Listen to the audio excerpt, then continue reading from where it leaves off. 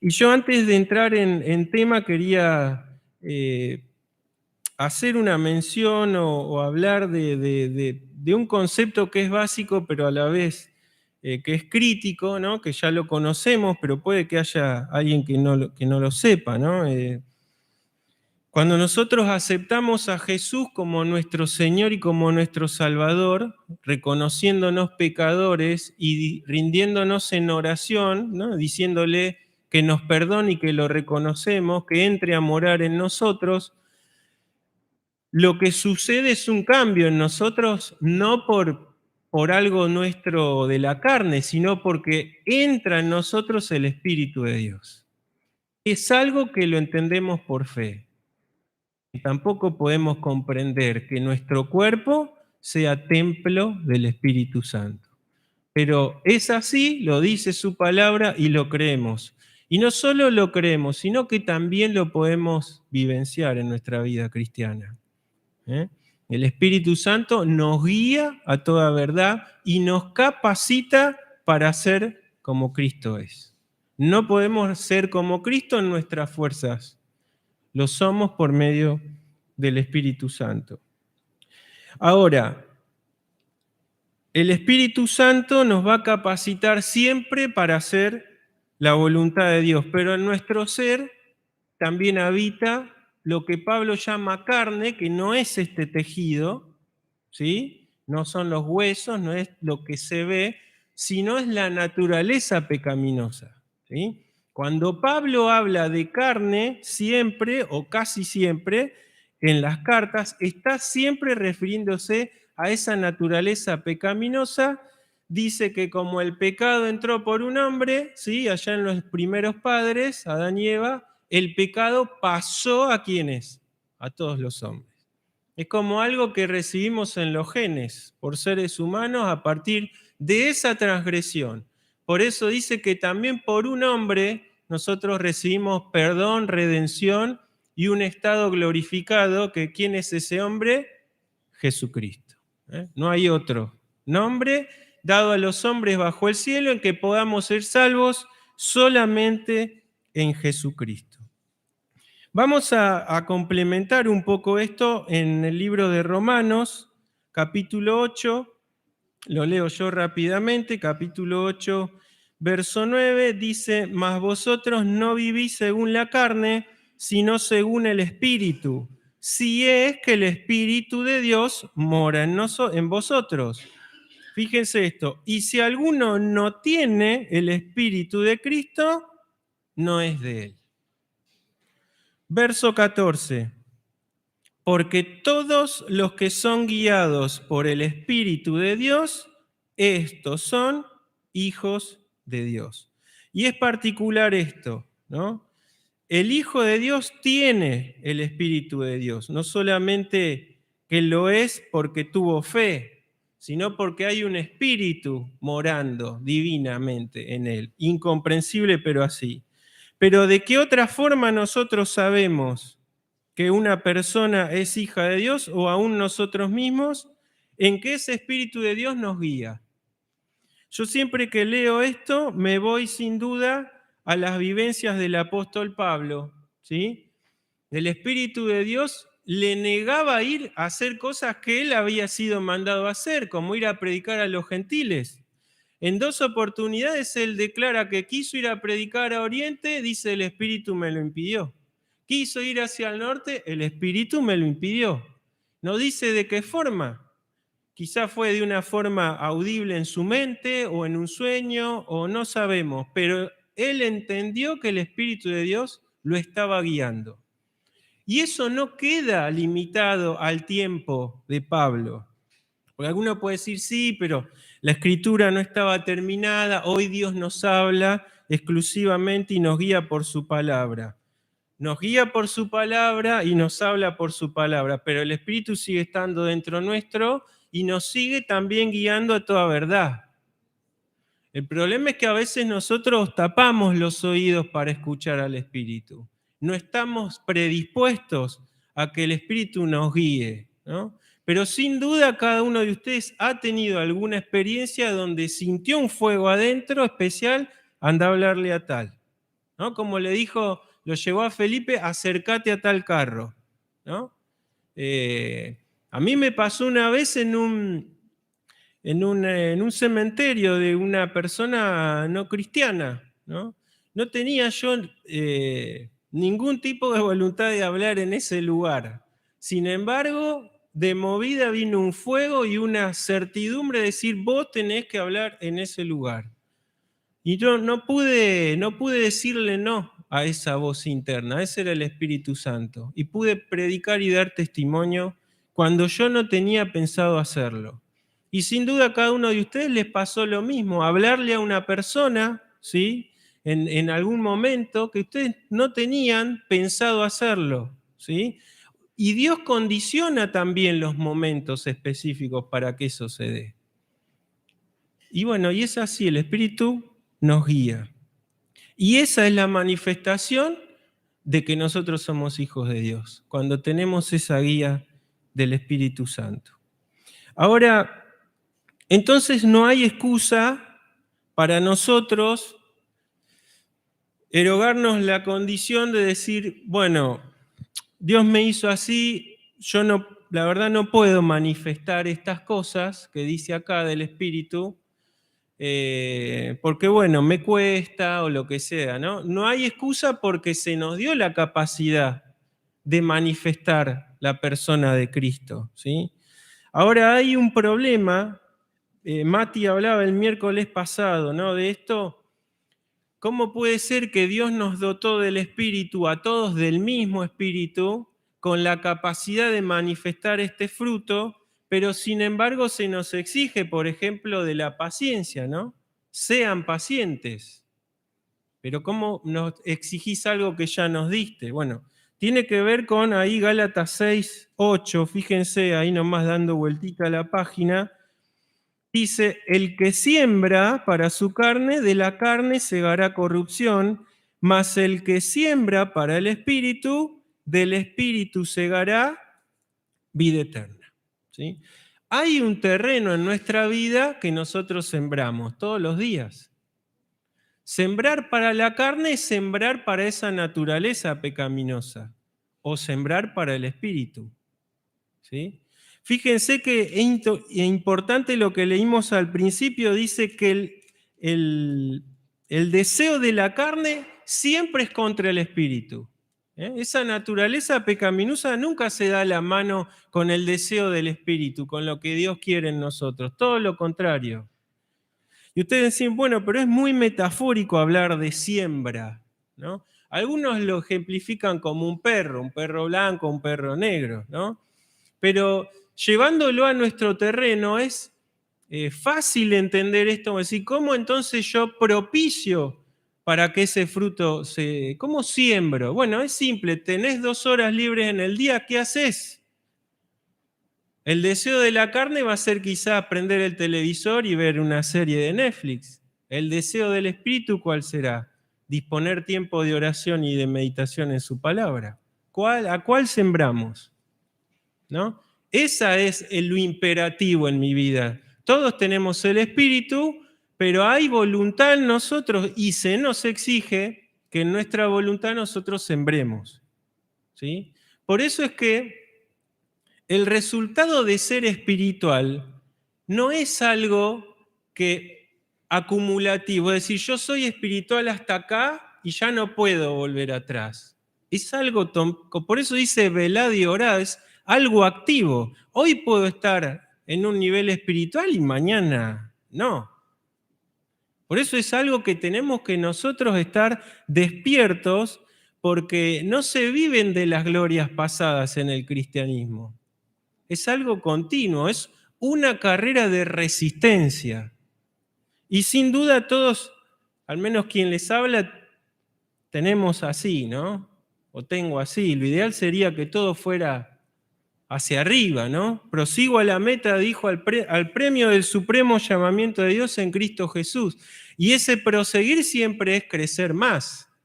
Pero bueno, hay carne en nosotros y a veces siembro para la carne y entonces fluctúo, ¿no? Pero el deseo del Espíritu es que podamos ser progresivamente más como Cristo. Sin duda no lograremos la perfección porque esa naturaleza pecaminosa estará hasta que seamos glorificados en plenitud. Y entonces ahí seremos como Él es, ¿no? Le veremos, dice, tal cual es. Seremos librados de esa naturaleza, no habrá pecado, no estará Satanás ni el mundo, nada, por eso podremos estar con Él en glorias magníficas. Algo también que solo lo entenderemos cuando estemos con Él, ¿no? De chico yo pensaba, qué aburrido va a ser allá, vamos a estar cantando todo el tiempo, ¿no? Y, y pasa que, claro, nosotros hoy tenemos limitaciones. Hay cosas de nuestra carne que siempre están en contra y que nos limitan. Pero al ser liberados de eso, vamos a amar mucho más profundo, ¿no? De lo que amamos hoy. Vamos a poder desarrollar esto del fruto del Espíritu, porque vamos a estar glorificados con Él, ¿no? ¿Qué será de ese día? Qué bueno es poder, como dice su palabra, también anhelar verle a Él, anhelar estar con Él y vivir también como si Él viniera mañana, ¿no? Dice entonces, vamos, me gusta también ahí el verso 25 que dice, andemos también. Ustedes saben, esa palabrita es una palabra militar, significa andar en fila todos juntos, ¿eh? Andar se nos exige, no, que yo lo deje tirado al soldado atrás, no, que vamos todos. Vamos a la par, ¿por qué? Porque así podemos defender y así podemos ganar, tener la victoria también, ¿eh? Andar significa eso, andar juntos, como habla en los servicios militares que tienen esa formación, a que uno la dice, qué sincronía, ¿no? Bueno, esa es la palabra que grafica cómo debemos andar en el Espíritu, siempre todos juntos, que pueda haber este sentir en cada uno. Dice entonces la primer virtud de este fruto que es la bondad. Y mi hermano hablaba de la benignidad el miércoles pasado y él no quiso hablar de la bondad, yo le pedí que hable de la bondad y no quiso, pero sin querer también habló de la bondad, ¿sí? Y hizo la diferencia, recordamos hoy. La benignidad y la bondad, bueno, la diferencia solamente parte en algo de que la benignidad habla de algo suave, de algo tierno, y la figura es de ese pastor llevando a su oveja en los hombros, ¿eh? Hay dulzura. La bondad sigue siendo un acto benévolo, pero no a veces tan suave. Y el ejemplo más concreto es cuando un padre corrige a su hijo, ¿eh? No lo corrige o lo reta porque lo odia, todo lo contrario, ¿no? En el videíto del Día del Padre había un denominador común, ¿qué no te gusta del papá? Cuando me reta, decía, ¿no? Los chicos. Y bueno, a ver, a mí tampoco me gustaba que mi viejo me rete o que me dé, ¿no? En aquel tiempo había un cintito ahí para, si te pasabas de una línea, bueno, había que corregir. Pero uno después lo ve como, como algo bueno cuando crece, ¿no? Cuando se da cuenta de qué sería si nuestros padres no nos corrigieran, ¿no? Si nos dejarían hacer todo lo que se nos da la gana. Y Dios también es así con nosotros, ¿eh? Cuando Dios nos corrige, no es porque Dios es malo, es justamente porque quiere nuestro bien. Ese aspecto de la bondad es el aspecto justamente que lo diferencia con la benignidad, ¿sí? La bondad tiene eso de que ser bueno, ¿sí? Ejercer la bondad a veces implica una corrección no grata, pero con un fin justamente santo y justo, ¿eh? Pero también, digamos, la bondad tiene dos significados al menos expresos en la Biblia, ¿no? Uno es esta acción de hacer el bien, ¿eh? Y otro es ser bueno. Es la actitud personal. Ahí fíjense, a ver, Romanos 5, 7. Vimos recién en Romanos 5, 7. Dice, ciertamente apenas morirá alguno por un justo, con todo pudiera ser que alguno osara morir por él, bueno, ¿sí? Dice después, más Dios muestra su amor para con nosotros en que siendo aún pecadores, Cristo murió por nosotros. Bueno, este morir por el bueno es la misma raíz de esta palabra. Mi hermano decía el miércoles pasado que el término bondad en griego está solamente en 4 pasajes, y es verdad, es así, pero la raíz de esa palabra está en toda la Biblia, ¿sí? La raíz, yo la anoté acá porque me olvido, obviamente, se llama agatos, ¿sí? El término es agatosune y la raíz es agatos, y ese agatos sí figura en muchas partes del Nuevo Testamento. Así que es estas dos definiciones que tenemos que tener en concreto, y que habla justamente, cuando habla del bueno, está hablando de una persona justa, íntegra.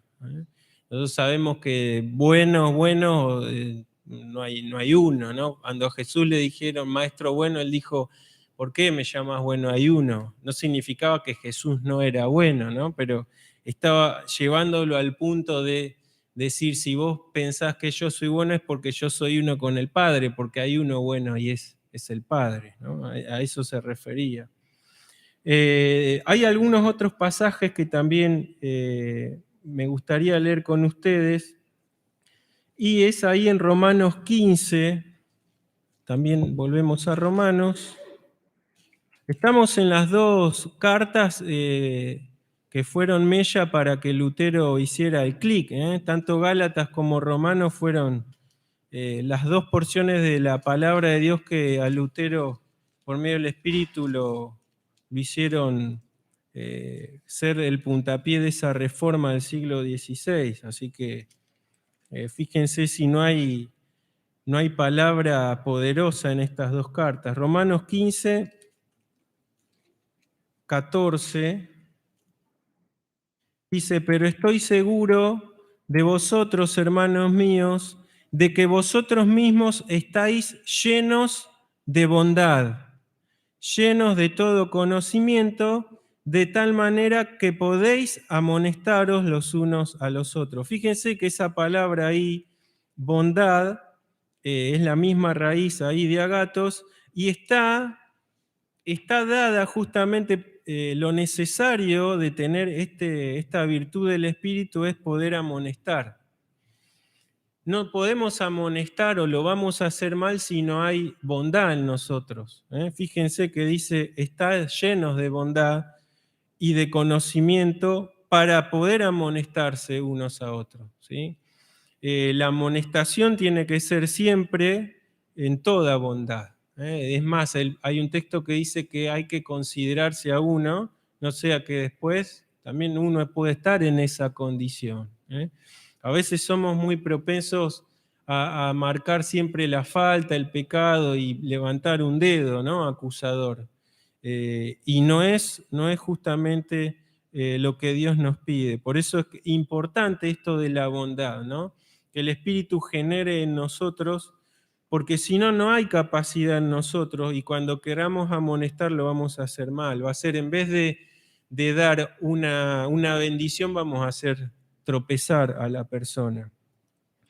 El otro texto está ahí también en Gálatas 6:10, que dice, según tengamos oportunidad, hagamos bien, fíjense, a todos, y mayormente a los de la familia de la fe. Otra vez, ese bien es la misma raíz de esa palabra que estamos hablando, ¿sí? Interesante esto de que la preeminencia la tienen nuestros hermanos en Cristo, acá en la iglesia, ¿sí? Y esto no es porque sí, tiene un porqué. Esto tiene que ver con conservar la unidad. Primero es mi hermano que está al lado, y después es el que está afuera. Eso tiene que ver también con mayordomía, la administración de los recursos, del tiempo, del dinero. Primero suplimos a los nuestros, después los que están afuera. Y para eso también se requiere bondad. El otro texto está en Efesios 2:10, dice, porque somos hechura suya, creados en Cristo Jesús para buenas obras, las cuales Dios preparó de antemano para que anduviésemos en ellas. Otra vez la raíz de la misma palabra. Fíjense que es algo que, aunque no lo entendamos, es algo que antes de conocerle a Él ya tenía obras preparadas para cada uno de nosotros. Obras que todos cumplimos en común, como es la prédica del Evangelio, como es su iglesia, está llamada a eso, o a generar discípulos, pero obras personales. ¿eh? La obra o el camino que Dios le preparó a Gonzalo no es el mismo que a mí. Él se topará con gente con la que yo no me tope y él andará por caminos por los que yo no ande. Entonces, cada uno de nosotros tiene obras preparadas por Dios para andar. Y esos caminos son buenos. Siempre son buenos. El otro texto es Efesios 4:29. Dice, ninguna palabra corrompida, ahí puede ser también grosera o ofensiva, salga de vuestra boca, fíjense, dice, sino la que sea buena, otra vez la misma raíz, para la necesaria edificación a fin de dar gracia a los oyentes. Fíjense ahora cómo esta acción o este término bondad lo empezamos a ver en muchas áreas del transitar cristiano, no solo como un acto, sino ahora como algo interior, ¿no? Podríamos hablar 4 miércoles seguidos de nuestra forma de hablar, ¿no? Fíjense, a veces se nos pegan actitudes, modismos, sobre todo a los más jóvenes, y que pueden ser groseros o ofensivos, ¿no? Los chistes, o a veces también la forma en que llamamos a una persona, ¿no? Esto de decirle pelado, gordo, ¿no? Eso no debe ser algo del lenguaje de un cristiano, ¿no? Porque eso, si hay riesgo de ofender a mi hermano, me tengo que callar. Y ni hablar con, obviamente, chistes de doble sentido o palabras groseras. Eso, de ninguna manera, cuando eso sucede en mi vida, es justamente porque hay falta de bondad, porque no estoy considerando a quién, a mi oyente, a mi hermano. Santiago habla mucho de esto, ¿no? Dice, un pequeño fuego, ¿qué hace? Incendia un gran bosque, ¿no? ¿Cuánto podemos nosotros meditar en esto de cómo estamos hablando? A veces sin darnos cuenta, porque a veces se nos pegan cosas que sin darnos cuenta las decimos y podemos ofender. Pero nuestra palabra siempre tiene que ser buena para edificar, para bendecir.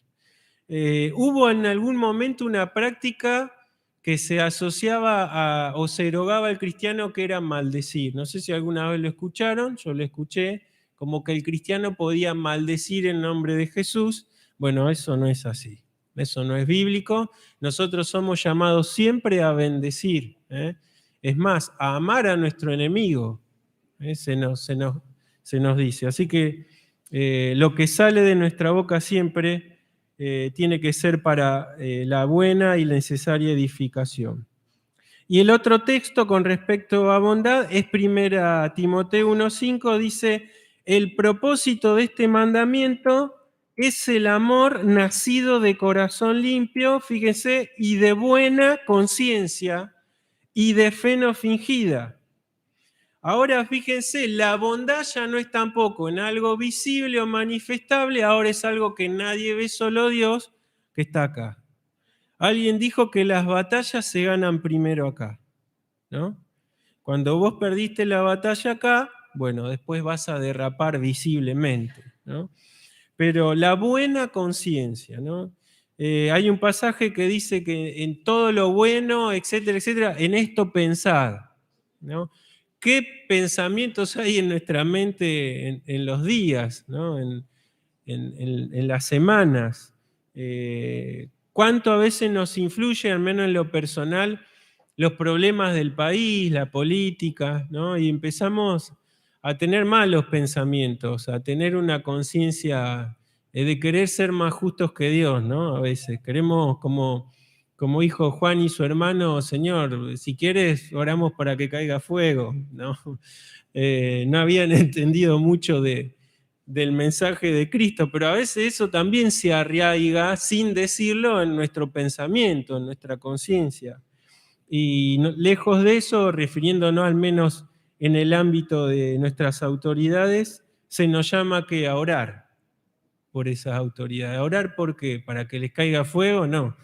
Orar para que conozcan a Cristo, para que puedan tener la convicción que tenemos nosotros de que hay un Dios que juzgará un día todas las cosas.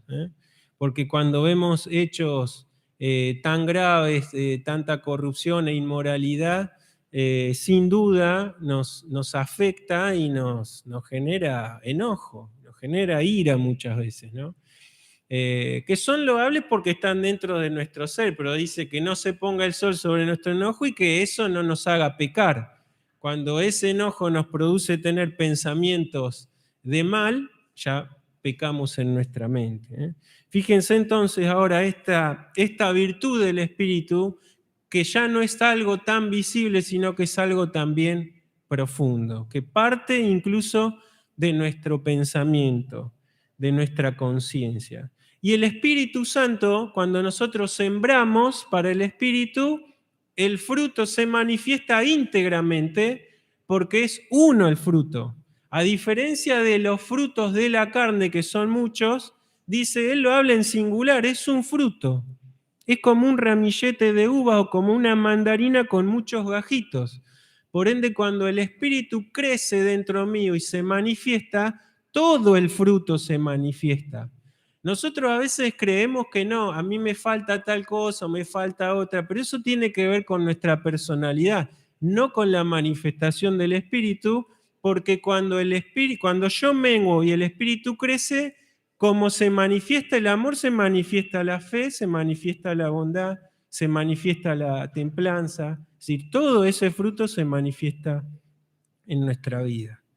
Qué importante entonces es tener en cuenta esto. En primer lugar, el terreno para sembrar, ¿no? ¿En qué terreno estoy sembrando?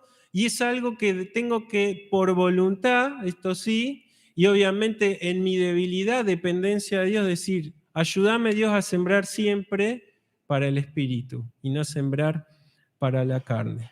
Terminamos acá y el miércoles seguimos con fe.